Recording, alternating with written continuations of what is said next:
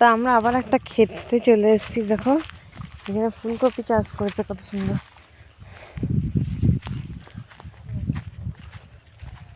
এই মাটিগুলো যদি পাওয়া যেত না খুব ভালো হতো।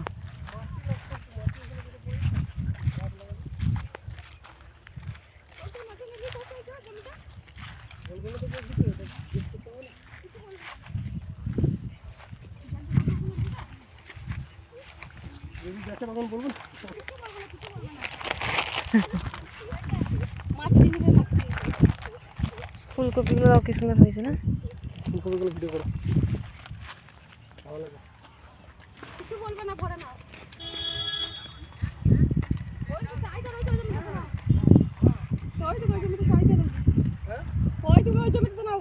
ওইটা ভালো হবে না, বস্তাটা নিয়ে এসো।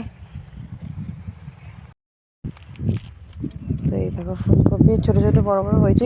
ওই জমিটা থেকে আমাদেরকে মাটি নিতে বললো।